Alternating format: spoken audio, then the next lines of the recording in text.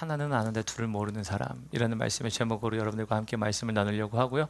오늘 먼저 본문 말씀 봉독하고 또 말씀으로 들어가 보도록 하겠습니다. 우리 뒤에 통역 돼가고 있나요? 네, 감사합니다. 통역이 필요하신 분들은 통역 들으시면 통역 서비스를 받으실 수 있습니다. 우리 열왕기상 1장 1절부터 10절까지 말씀인데요. 우리 10절까지 말씀 교독하시면서 한 번씩 우리 읽도록 하겠습니다. 제가 1절부터 봉독합니다. 시작. 다윗의 왕이 나이가 많아 늙으니 이불이 덮어도 따뜻하지 아니한지라.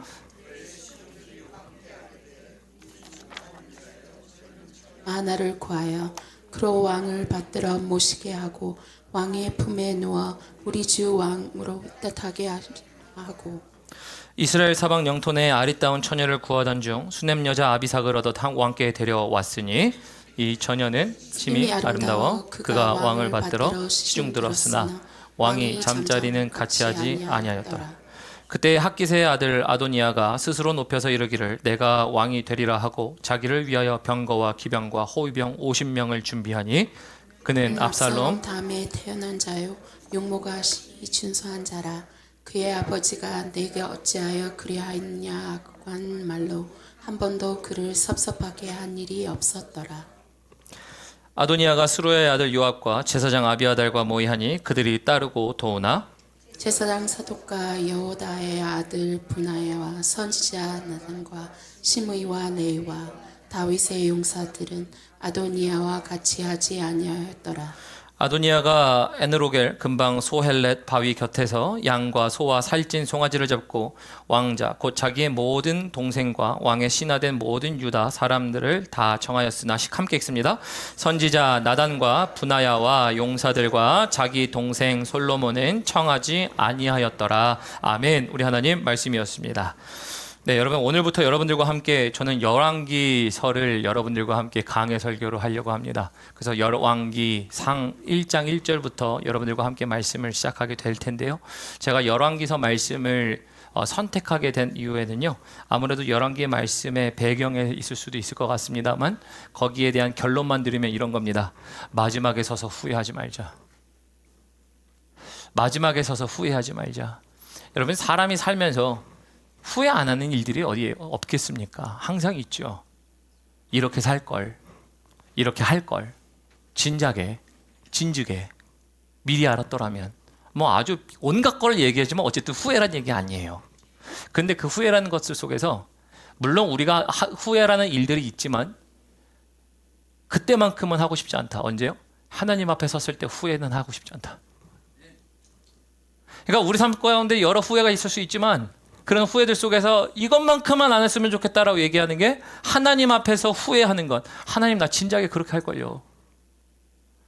26년도를 지나가는 여러분들에게 26년도에 계획이 있고 해야 할 일이 있고 당면한 과제가 있고 문제가 있습니다. 하지만 그런 일들 속에서 마지막에 했을 때 하나님 그때 그럴걸. 그래서 제가 왜 그러냐면은 열왕기를 제가 선택한 이유가 열왕기서를 보면은 열왕기서를 통해서 작성된 배경이 언제입니까? 라고 한다면 우리는 1차 포로기 때라고 얘기할 수 있습니다. 그러니까 바벨론의 포로에 잡혀서 이 열왕기 작성한 사람이 작자 미상이에요. 근데 그 사람이 뭘 얘기하는 겁니까? 우리 이스라엘이 어쩌다 이 지경이 됐지? 우리가 어쩌다가 이 지경이 됐는데 지금 우리가 하나님의 민족이라고 하는 자들이 왜 우리가 바벨론의 포로로 끌려왔습니까? 근데 그가 뒤돌아보니까 뭐예요? 하나님의 말씀을 지키지 않았더라. 그러니까 여기 열왕기서는 사실은 다른 이제 뭐 역대상 오늘 EM 예배에서는 우리 EM 예배 게스트 스피커로 와주신 우리 해미준 도사님이 우리 역대상이 아닌 역대하 말씀을 가지고 나눠주시더라고요. 근데 오늘 제가 열왕기를 가지고 보면서 역대상과 역대기와 열왕기의 차이점은요. 역대기는 말 그대로 역사적인 것도 있지만서도 이제 역사적인 관점 속에서 이렇게 저렇게 해서 하나님께 돌아가면 된다에 대한 표현이잖아요. 근데 열왕기서는요. 내용이 비슷한 것 같지만 사실은 초점이 다른 게 왕들의 역사를 기록하려면 잘하고 못한 걸 기록해야 되잖아요. 근데 너가 정치를 잘했니? 너가 아니면은 외교를 잘했니? 이런 거 하나도 안 나와요. 뭐가 나와요? 하나님의 말씀을 지켰냐 안 지켰냐예요. 그래서 지금 이 사람은 뭘 얘기하는 겁니까? 야, 진작에 우리가 하나님 말씀 지킬걸? 후회, 막급, 막심입니다. 26년을 준비하면서 여러분 26년도 또 한 해를 지나갈 겁니다. 그러나 이 26년도 한 해가 하나님 앞에 후회할 만한 한 해가 아니라 하나님 앞에 기억될 만한 한 해가 되시는 여러분들 되시길 주님의 이름으로 축원합니다. 그래서 열왕기서가요, 사실은 목회자한테는 굉장히 까다로운 책이에요. 목회자한테 오늘 나단 선지자 나올 거고요, 아도니아 나올 건데요. 아도니아가 몇 번째 왕인지 안 나오죠, 성경에서. 여러분들 열왕기서를 읽으면 열왕기서 그냥 읽는 대로 읽으셨습니까? 성경 통독할 때 아도니아? 나단? 오케이, 그러고 그냥 읽으셨나요? 근데 여기서 나단이 누구고 아도니아가 몇 번째 왕이었고 왜 그랬는지 이해가 안 되면 이 책이 이해가 안 돼요. 그러니까 목회자는 설교를 하기 전에 먼저 이거를 다 확인하지 않으면 이 내용에 대한 파악이 되지 않을 정도로 사실은 목회자에게는 조금 방대할 양일 수도 있고요, 부담스러울 수도 있는 책이긴 하지만, 근데 딱 한 가지 명료한 게 뭐예요? 후회. 열왕기서를 저자를 기록하는 이 사람이, 야, 우리 왜 그러냐? 진짜 나중에 가서 후회하지 말자. 그러니까 이 열왕기를 받아보는 독자들로 하여금 니들은 똑같은 거 하지 마. 니들은 우리가 했던 거 똑같이 하지 마. 우리처럼 후회하지 말고 지금 잘해. 이 내용을 얘기하기 위해서 열왕기서를 작성하는 거예요. 그래서 저는 여러분들과 똑같은 마음입니다. 여러분들이나 저나 하나님 앞에 서서 후회하지 말자. 그런데 26년도만큼은 하나님 앞에 후회하지 않는 한 해가 됐으면 좋겠습니다. 그 마음이 제 안에 있어서 사실은 어떤 말씀을 우리가 함께 26년도에 새롭게 나눌까 고민을 많이 했어요. 여호수아를 모았으니까 이제 우리가 사사기로 넘어갈까? 역사적으로 보면 연결이 되기도 하지만, 아니면은 여호수아를 봤으니까 내가 이번에는 우리가 신약으로 넘어갈까 고민을 많이 했는데요. 한 해 진짜 후회 없이 하나님의 법으로 한번 지나가 보자. 그러면 상황이 어떠한들 하나님이 하나님의 일을 이루실 줄은 믿습니다. 오늘 그것을 나누기 위해서 여러분들과 함께 이 말씀 열왕기를 이제 시작하려고 합니다. 열왕기 1장 1절 말씀부터 보도록 하겠습니다. 열왕기 1장 1절 말씀 봅니다. 다윗 왕이 나이가 많아 늙으니 이불을 덮어도 따뜻하지 아니한지라 라고 되어 있어요. 이 열왕기상 1장 1절을 보면요, 뭔가 마음에 안 들지 않으신가요? 왜 마음에 안 드세요? 여러분들이 마음에 안 드시는 이유는 뭔가요? 에? 내 얘기야? 나이가 많아 늙은 게 내 얘기야? 나이가 많아 늙어가는 게 내 얘기. 물론 내 얘기란 부분은 제가 나중에 또 다루겠습니다만 1장 1절은 사실은 어울리지 않는 말이에요. 잘 보세요. 여러분, 조선왕조실록 시작할 때 어떻게 할까요? 역대기 어떻게 시작할까요? 생각해보면요, 흠부터 잡나요? 역사를 얘기할 때, 왕을 얘기할 때 흠부터 잡아요? 근데 이스라엘 백성에게 이스라엘 나라 하면은 가장 강대한 시점이 어딜까 생각하면 다윗 왕의 시대죠. 그러니까 다윗 왕 시대니까 다윗 왕 하면은 어떻게 적어야 돼요? 그 기세가 대단한 다윗은 말이야, 이러면서 시작해도 모자랄 판인데, 지금 시작이 뭐라고 되어 있어요? 다윗 왕이 늙어. 뭔 시작이 이래? 왕의 기록을 시작하는데 이래. 여러분들 양력 이런 거 있잖아요. 양력을 보통 우리가 레저메, 이력서 내면은 이력서에 나는 무슨 공부를 어디서 시작했고 어떻게 해서 이렇게 됐습니다, 경험을 이렇게 써서 내잖아요. 근데 첫 경험에 나이가 많아 늙었더라, 말도 안 되는 거지. 날 써달라는 얘기야, 쓰지 말라는 얘기야. 그러니까 뭐 말도 안 되는 소리예요, 1장 1절은. 근데 여기에 두 가지의 의미가 담겨 있습니다. 첫 번째, 다윗 왕이 나이가 많아 늙었다라고 하는 첫 번째 이유는요, 여기에 이 연결고리를 만드는 겁니다. 어떤 연결고리? 사무엘 상하서가 다윗 왕의 기록이 가장 찬란하게 기록되어 있죠, 사무엘이. 그런데 그 사무엘이 기록되어 있는 그 기록을 통해서 사무엘 상하서와 이제 우리가 보는 열왕기서에 연결이 되어 있다라고 하는 연결점을 만듭니다. 그래서 그 연결점이에요. 연결점을 통해서 이제 다윗부터 분열 왕국까지 열왕기를 통해서 쭉 설명합니다만, 그 설명이 뭐예요? 진즉에 잘하지, 우리가 후회합니다.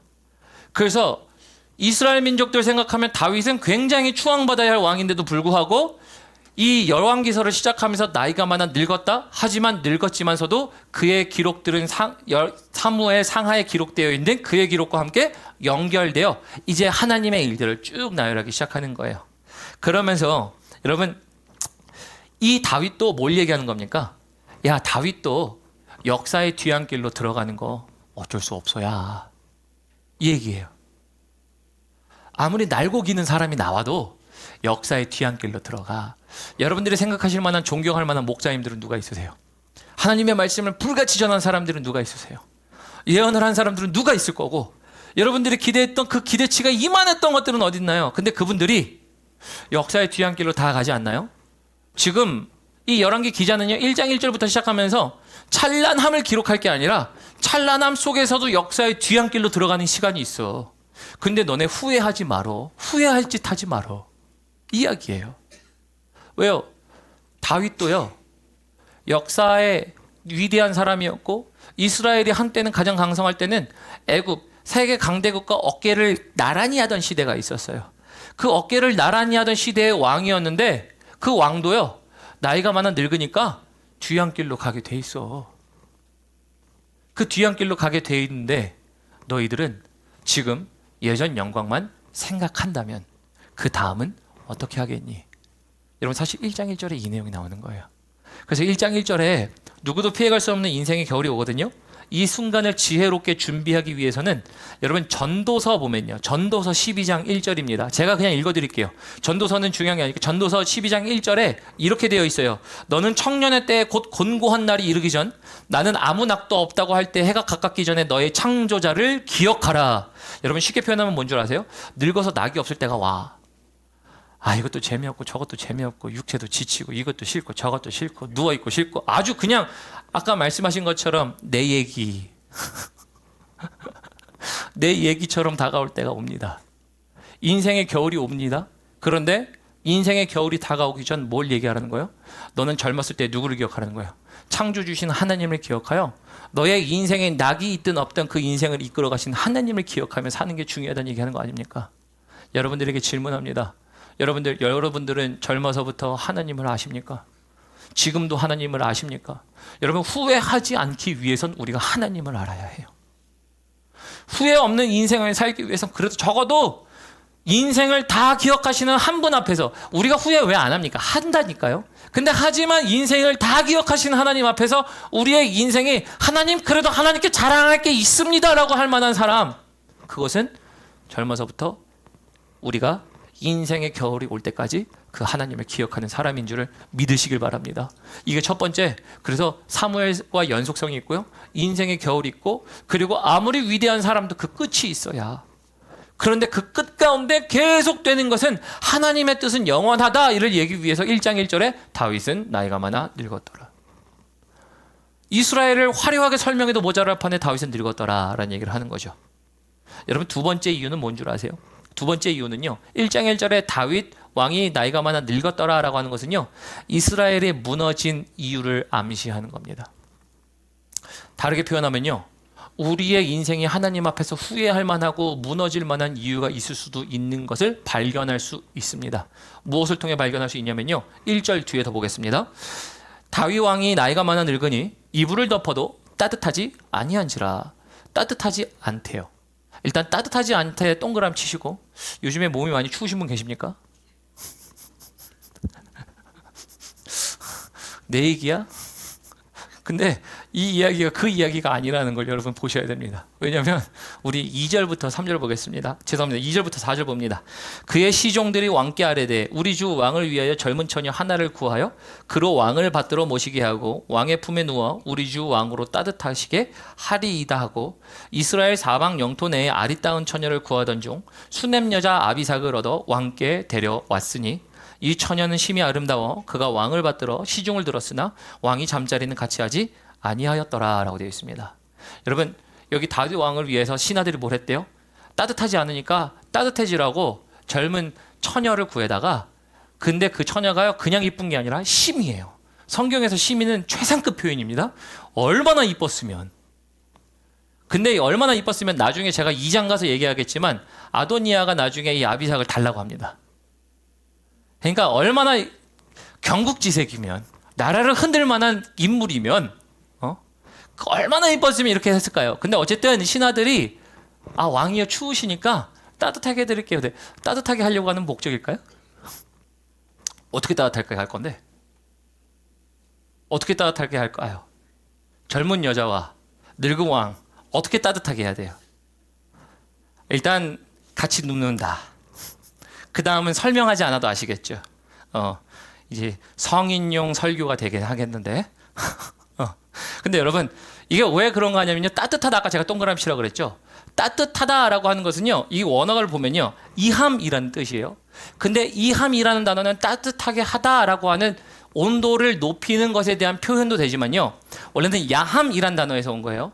야함이라는 단어는 뭐냐면요. 이 단어가 성관계를 맺다 내지는 성적 욕구를 느끼다라는 단어예요. 그러니까 이 단어를 통해서 1절을 다시 보잖아요. 1절 다시 보면 1절에 다윗 왕이 나이가 많아 늙으니 이불을 덮어도 따뜻하지 않더라라는 얘기는 다윗 왕이 지금 어떤 상태예요? 나이가 많으니까요. 성적인 욕구가 느껴지지도 않아. 경국지색이 왔는데도 아우 다 쓸데없어요. 그러니까 욕구도 없고요. 욕망도 없고요. 마음도 죽은 상태에 이런 상태에 지금 그와 같이 자지 아니하였더라. 4절 가볼까요? 그와 함께 자지 아니하였더라 이런 얘기를 하잖아요. 잠자리는 같이 아니하였더라. 그러니까 이걸 우리가 읽을 때 다윗이 너무 좋은 인물이니까 우리가 좋게 생각해줘. 다윗은 말이야 거룩해서 저 따뜻하게 하려고 하는 저 여인을 넣어줬더니 그는 손대지도 않았어. 그게 아니라 마음에 욕구도 없고요. 마음이 죽은 상태를 얘기합니다. 그러니 내가 성적인 욕구가 없으니 뭐라는 거예요? 내가 성관계를 맺고 싶지 않아서가 아니라 못했다예요, 여러분. 여러분 그래서 지금 다윗은 이런 상황이에요. 근데 그거는 괜찮아요. 근데 제가 왜 이 얘기를 하냐면요. 저 집에 가서 열왕기서를 미리 읽어보실 수 있으면 여러분 읽어보십시오. 근데 열왕기서를 해석하는 하나의 렌즈를 제가 여러분들에게 드리면 저 개인적으로 다른 분들은 모르겠지만 저는 열왕기 1장을 해석할 때 저는 이렇게 해석하면은 대부분이 해석됩니다. 해결책이라는 거예요. 해결책. 무슨 해결책? 그들이 당면한 문제들에 관하여 그들이 해결책을 곳곳에서 내놓긴 하는데 그 해결책이 하나님이 말씀하시는 해결책이 하나도 아닌 거예요. 2절 다시 보실래요? 2절 다시 보시면요. 그의 시종들이 왕께 아뢰되 우리가 주의 왕을 위하여 젊은 처녀 하나를 구해서 그 왕을 받들어 모시게 한대요. 모시게 하려고 하는 게 뭐예요? 왕이 지금 기력도 없고요. 마음의 욕구도 없어요. 아리따운 여자를 넣어줘서 뭐해요? 성적인 욕구도 불러일으키지만 성적인 욕구를 통해서 뭘 하는 거예요? 육체를 따뜻하게 하는 거예요. 따뜻하게 해서 힘 좀 돋궈드리자. 그러니까 이 신하들이 뭘 하는 겁니까? 우리 왕을 생각하는 건 좋습니다. 우리 왕 어째? 우리 왕을 위해서 이제 이렇게 해야지? 거기까지는 좋아요. 근데 여러분 뭘 모르는 줄 아세요?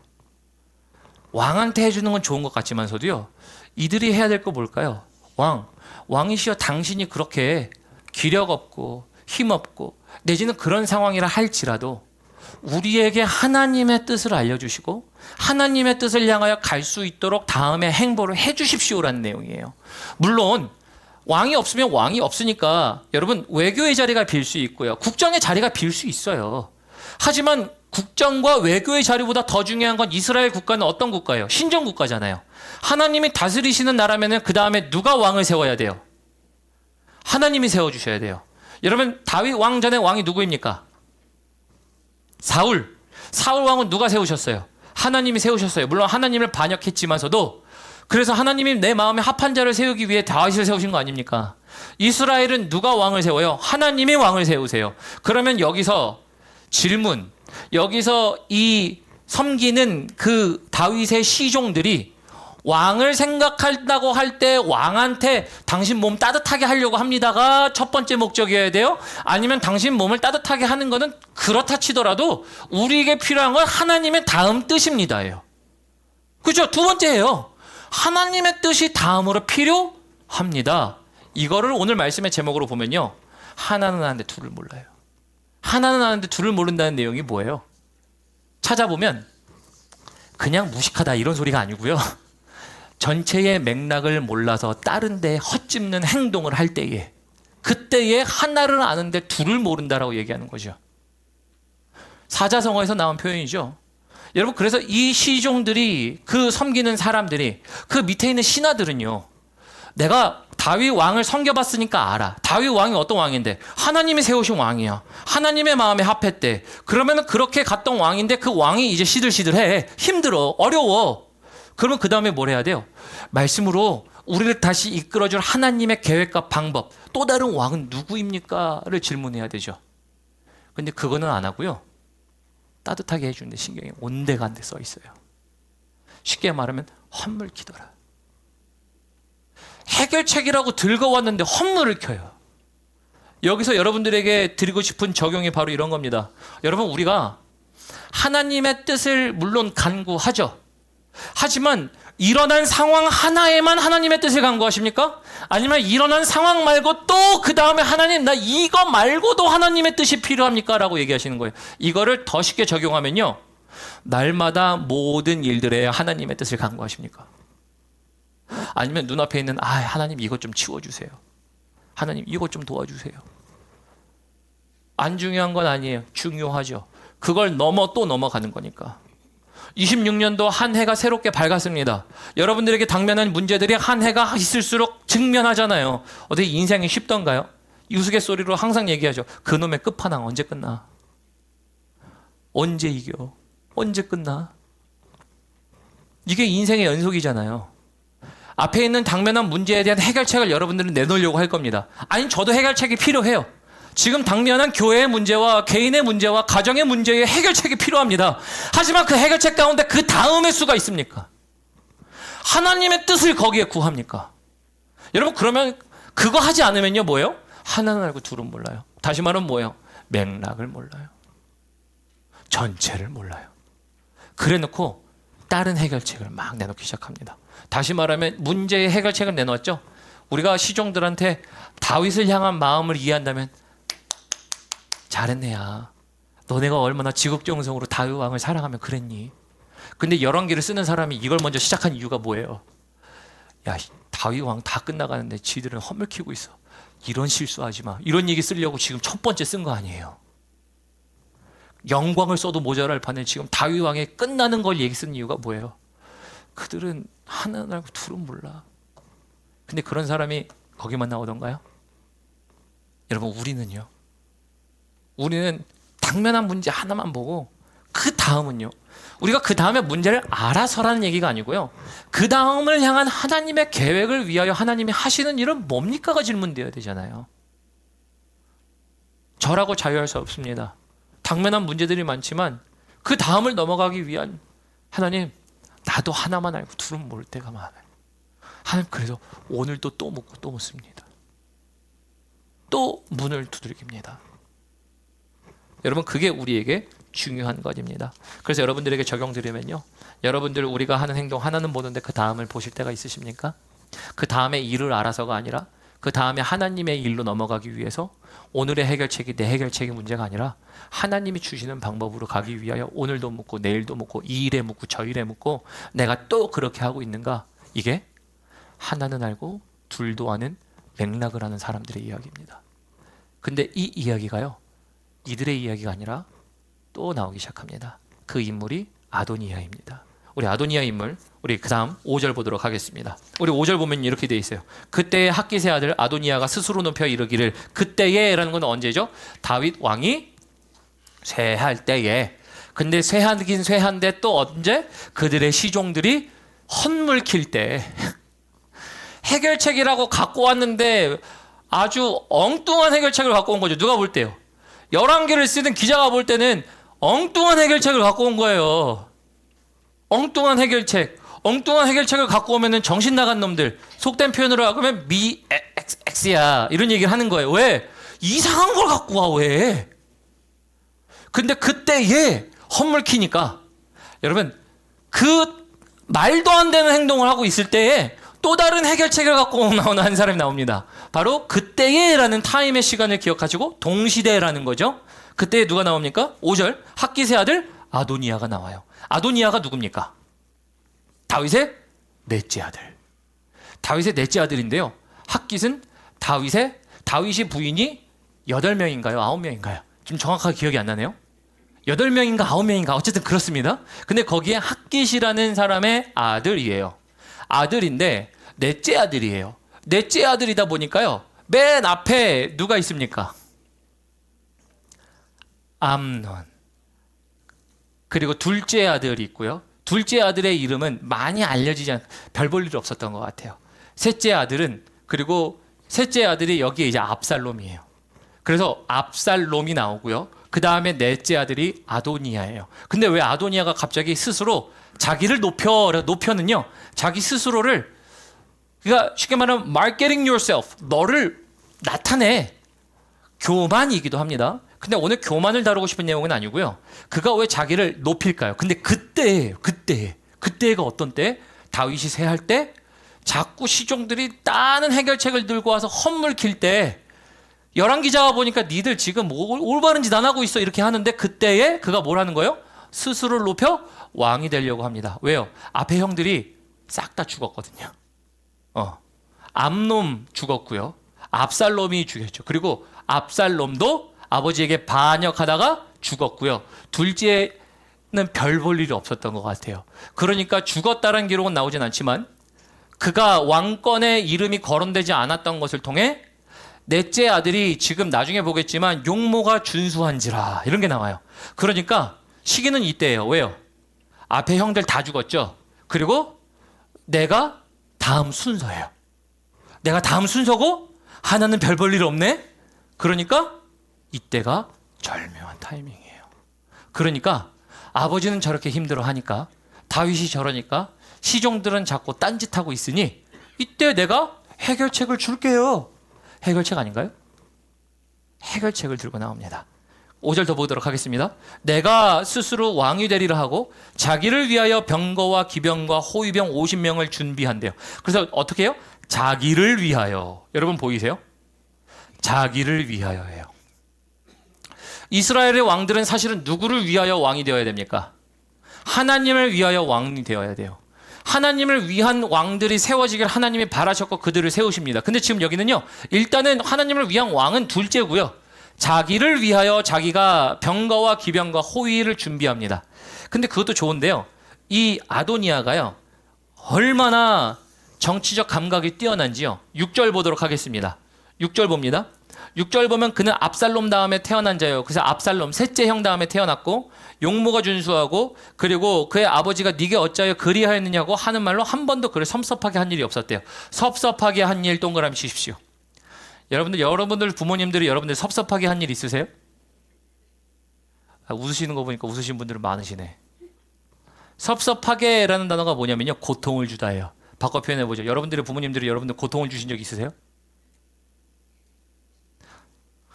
그냥 한숨 쉬시는 분들은 얼마나 주셨으면. 근데 여러분 이거 뭐냐면요, 그냥 고통을 줬다, 섭섭하게 한 거, 이거를 두 가지로 해석할 수 있어요. 한 가지는 이 아도니아가 아버지에게 잘했기 때문에 아버지가 그에게 섭섭하게 하지 않았다, 즉 말 잘 들었다, 이럴 수도 있어요.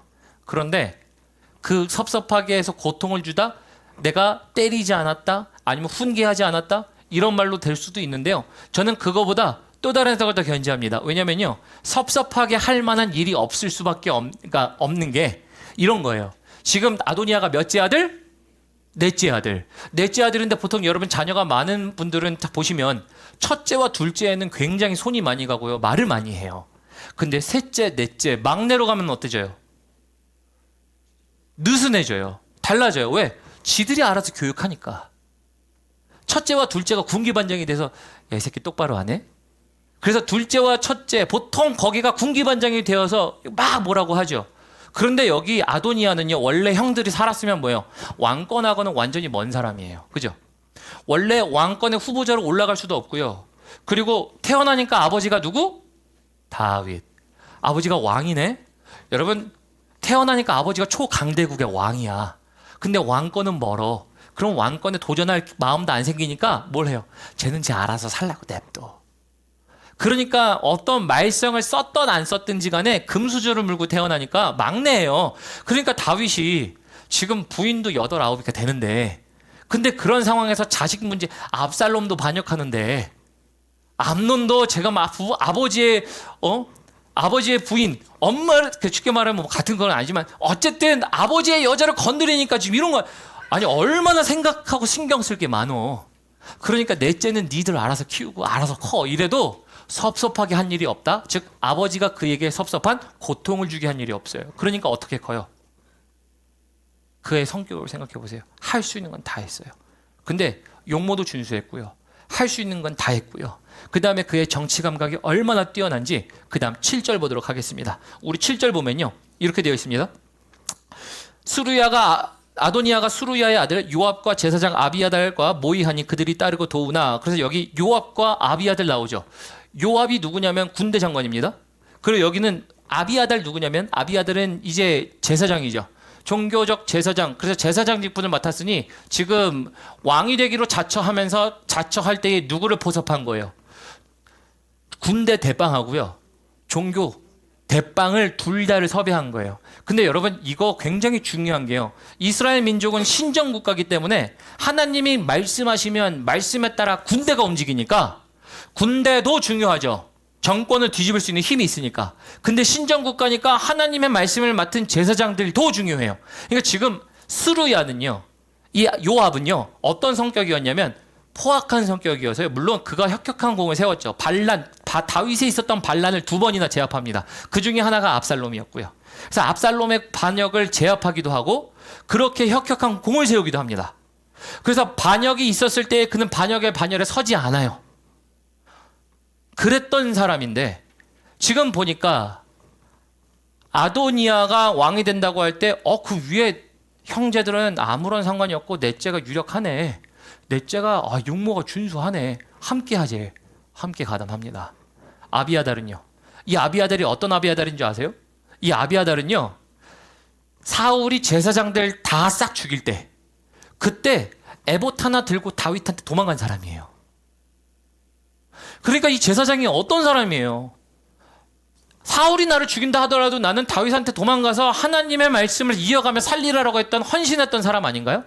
근데 이 아비아달도요. 아도니아가 함께 하자 그러니까 함께 합니다. 그래서 아도니아는요. 해결책을 제시합니다. 어떤 해결책이요? 우리나라에 지금 이러한 만한 해결책을 내놓은 것은 누구도 없습니다. 나는 그때의 즉 너무나도 절묘한 타이밍 왕이 부재인 것 같고 힘들어할 때 나는 왕권의 다음 주자고요. 나를 군대 장관이 도와주고 저 제사장이 날 도와준다고 하니 어느 누구도 나에게 반기를 들 사람이 없습니다. 맞아요. 이때 얘가 정말 기가 막힌 해결책을 들고 나오는 때예요, 여러분. 이 해결책을 들고 나오는 겁니다. 그래서 여러분 누구도 반대할 수 없어요. 그런데 여기서 여러분 한 가지 부족한 게 있어요. 뭘 부족하죠? 그가 포섭한 사람들의 리스트를 보면요. 제사장 포섭했고 군대 장관 포섭했습니다. 심지어 그가 누구를 얘기하냐면 우리 8절 보도록 할까요? 8절 보면요. 제사장 사독과 여호와의 아들 분야와의 선지자 나단과 시므이 레위와 다윗의 용사들은 아도니아와 같이 하지 않으였더라. 아도니아와 같이 하지 않은 이유가 아니고요. 같이 하지 못했어요. 불러주지 않았어요. 왜요? 니들은 쓸모없어. 다시 말하면 속된 말로 나한테 불필요해? 꺼져. 사라져. 너네는 나와 함께하지 않아도 돼. 이런 얘기예요. 왜 그럴까요? 뒤에 볼까요? 9절 보니까요. 아도니아가 에느로겔 근방 소헬레 바위 곁에서 양과 소와 살찐 송아지를 잡고 여기서 누구를 부르냐면요. 뒤에 보세요. 왕자, 자기 동생들, 자기 다음으로 왕자인 사람들 쭉 불러요. 그리고 거기에 뭐예요? 모든 동생뿐만 아니라 왕의 신하된 유다 모든 사람을 청하였어요. 여기 신하 보이시나요? 신하가 누구입니까? 신하들은 정치계예요. 정치계에 누구를 섬기던 사람이에요? 신하는 누구를 섬깁니까? 왕을 섬기죠. 왕이니까 다윗을 섬기던 사람들이에요. 다윗을 섬기던 사람들인데 그 사람들 다 불러 모아요. 근데 누구는 안 부른 거예요? 위에 보았던 선지자 나단과 분하야와 용사들, 자기 동생 솔로몬만큼은 청하지 않은 겁니다. 여러분 왜 그럴까요? 거기에 2가지 이유가 하나 있습니다. 한 가지는 아까 말씀드린 것처럼 도움이 안 되니까 니들 꺼져 임마. 니들은 도움이 안 돼. 사라져. 어디에 끼려고 이런 거고요. 또 한 가지는 뭔 줄 아세요?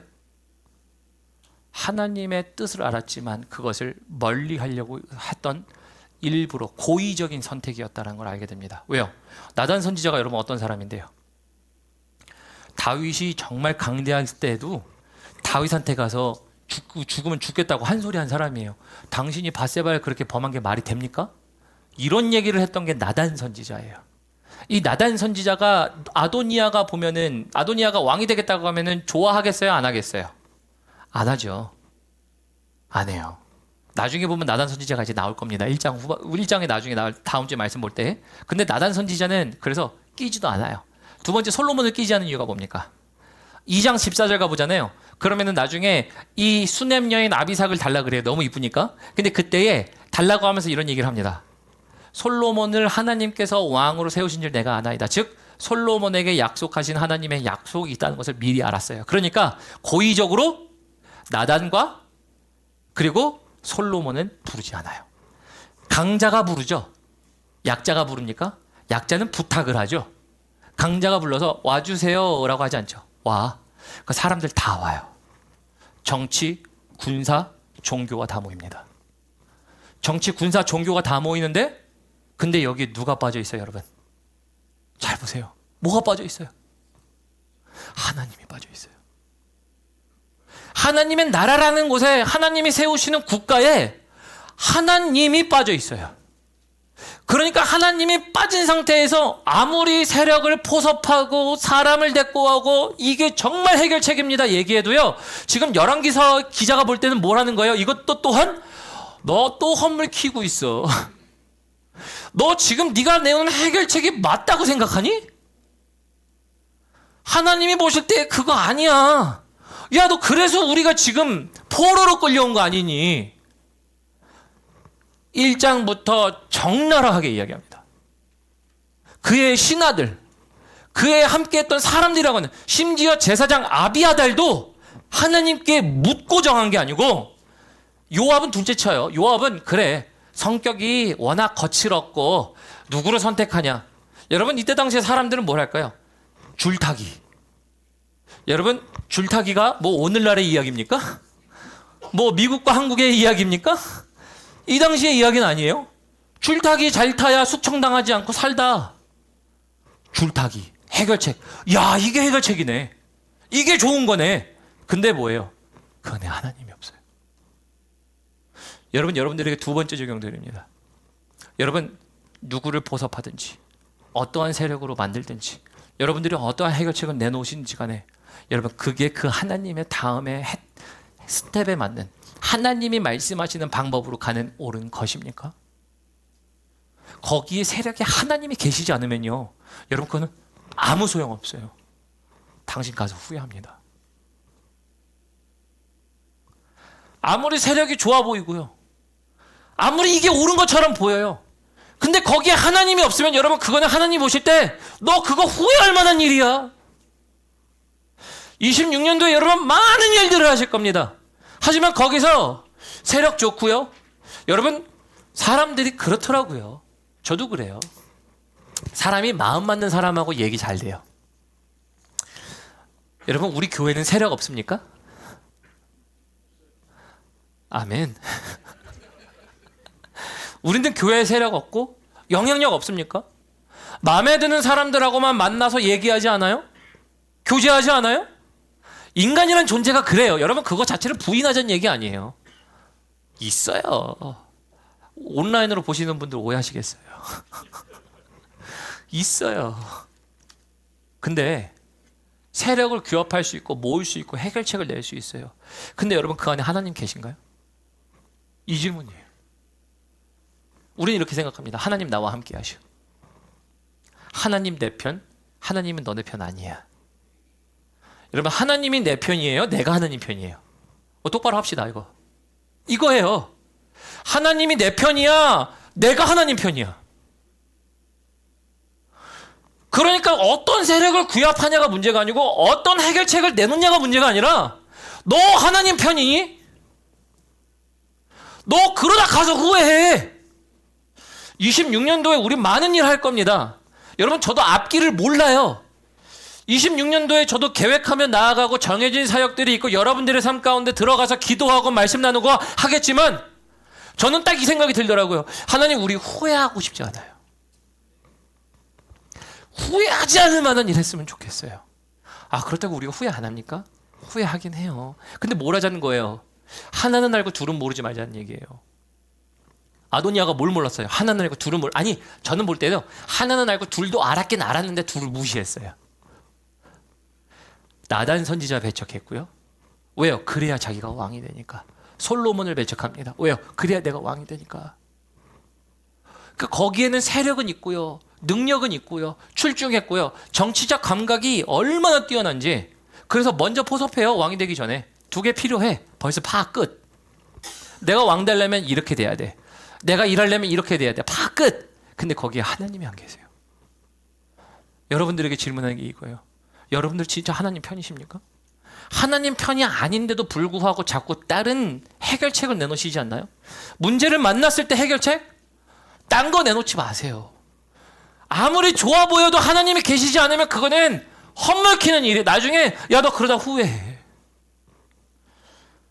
열왕기 기자가 그 얘기를 하고 싶은데 제가 말씀을 묵상하는데 하나님, 우리는요 다를까요? 우리는 세력 없을까요, 하나님? 나는 하나는 알 수 있는데 나는 둘은 모를 수도 있지 않나요? 전체 맥락을 모르는 내가 하나님의 계획을 모른다면 나는 다른 짓을 할 겁니다, 목사님. 하나님, 그게 저예요. 근데 여러분들은요? 그러니까 우리에게 필요한 건 하나만 알고 둘은 모르는 자가 아니라 하나도 알고 둘을 알다? 즉 아까 제가 뭐라고 말씀드렸죠? 전체의 맥락을 알아 그것을 그때그때마다 하는 사람. 그러니까 우리는 뭐예요? 오늘도 질문하고 내일도 질문해요. 오늘도 엎드리고 내일도 엎드려요. 이쯤에서 우리 한번 해야 될 게 있죠. 손 딱 드시고. 그래서 손을 딱 드시고, 여러분 손 드세요, 빨리. 제가 한다 그랬죠. 진짜 우리 26년도에 우리 교회는 이거 해야 돼요. 제가 앞에서 선창하면 예수로 날마다 내 안의 자랑은, 그래서 예수 안에 내 자랑은, 그럼 여러분은 뭘 말씀하시는 거죠? 날마다 죽노라. 잘하시네, 그죠? 이제 연습하셨으니까. 손 드시고, 이정훈 집사님 손 드셔야 돼. 입을 벌리시고. 진짜 이정훈 집사님 하셔야 돼.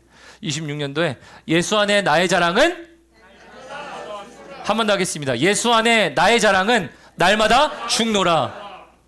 날마다 죽노라. 당신의 해결책을 내려놓으세요. 그러니까 오늘 말씀, 우리 25년 6년도 오면서 자기의 유익을 구하지 아니하며 하나님의 유익을 구하고 하나님의 방법을 찾는 게, 여러분, 하나님의 것으로 말미암아 하나님의 해결책이 부어지는 순간들이라면 여러분 그걸 해야지. 여러분들의 해결책이 중요한 게 아닙니다. 아니, 저는 여러분들의 지혜 중요합니다. 말씀해 주시고 알려주시고 깨닫게 해주세요. 그러나 저에게 무엇보다 중요한 건 여러분들이 저에게 주시는 해결책의 문제가 아니라 하나님이 주시는 해결책인 줄을 믿으시길 바랍니다. 여러분들도 마찬가지예요. 누군가가 여러분들의 세력이 되냐가 문제가 아니에요. 여러분들에게 어떻게 도와주냐가 문제가 아니에요. 나를 도와주시는 하나님 편에 내가 서 있느냐? 그러면 그 다음도 하나님의 일이 되는 줄을 믿습니다. 그래서 이게 열왕기의 말씀이 제 마음을, 하나님 26년도 이게 우리 말씀이에요. 하나님, 이게 우리 26년도에 우리가 필요한 거예요. 그러니 우리의 해결책보다 하나님의 해결책이 중요합니다라는 거였어요. 그래서 제가 지난 신년 말씀까지 나누면서 여러분들에게 이런 말씀 나눴죠. 매일 큐티하듯 매일 말씀 읽듯 날마다 내가 죽는 것에 계획이 들어가 있습니까? 어떻게 신년 주일 예배 끝나고 나서 한 주간 하셨습니까? 여러분, 계속 하자고요. 또 해야 할 일이에요. 그래야 사랑하고요. 그래야 우리가 하나님의 일을 이루어가요. 그래야 다른 해결책 내지 않아요. 저는 이런 교회 됐으면 좋겠어요. 교회가 힘들 때 목사님 우리가 기도할게요. 하나님, 근데 진짜 기도할게요가 그 말이 그냥 기도만 할게 이런 게 아니고요. 사람들한테 야, 우리 지금 모여서 기도할 때야. 어려울 때마다 가족들을 불러 세우는 거예요. 딸아, 아들아, 우리가 어려우니까 기도할 때야. 지금은 우리의 해결책이 아니라 하나님의 해결책이 필요할 때야. 그럼 뭐예요? 하나님의 해결책이 필요할 때가 언제예요? 하나님의 행동하시고 일하실 때라는 거죠. 왜요? 나에겐 없으니까. 이거를 열왕기 기자는요, 다윗의 늙음부터 아도니아의 이야기까지 이 이야기를 합니다. 찬양팀 올라오시겠어요? 말씀을 맞도록 하죠. 여러분, 이제 말씀의 제목이 이해가 가시죠? 말씀의 제목이 이해가 가는 이유가 하나는 아는데 둘을 모르는 사람들, 하나를 아는데 둘을 모르는 사람들, 지혜가 부족하여 바보스럽고 미련한 사람에게 얘기하는 걸 얘기하는 게 아닙니다. 전체 맥락을 모르니까 다른 해결책을 내놓는 사람들, 하나님 편에 서지 못하니까 사람의 통박은 막 굴러갑니다. 그죠? 생각은 굴러가요. 좋은 것 같아요. 타이밍이 절묘하고 기가 막힙니다. 그런데 그렇게 했는데 하나님이 원하시는 게 아니었다는 것을, 하나님의 편이 서지 않았기 때문에 여러분들 편에 아무리 많은 사람들이 이끌어도요, 그 다음 계획이 아니면 그거는 헛물키는 거예요. 그래서 오늘 우리에게 필요한 것은 말씀드렸던 것처럼 하나님 하나도 알고 둘을 알아, 즉 전체를 알기 위해서는 오늘 당면한 문제만 알고 그 문제의 또 다음에 일어날 일들에 대하여 또 이끌어 가시는 하나님을 향하여 내가 그걸 질문합니다. 묻습니다. 하나님 두들깁니다. 알려주십시오. 여러분 이거예요. 이거가 되면요, 여러분들 26년도가 정말 후회 없는 26년도가 될 수 있는 것을 믿으시길 바랍니다. 그리고 그 순간이 왔을 때 하나님의 일들에 감사합니다. 우리가 분명히 감사할 내용들은 항상 해마다 있었죠. 그런데 하나님이 놀라운 일 하시면 그거보다 더 감사한 일이 있나요? 그래서 여러분, 우리가 그것을 구하는 것 중요합니다. 여러분들이 그렇게 되셨으면 좋겠고요. 우리 마지막 마무리 찬양 우리 함께 하도록 하겠습니다.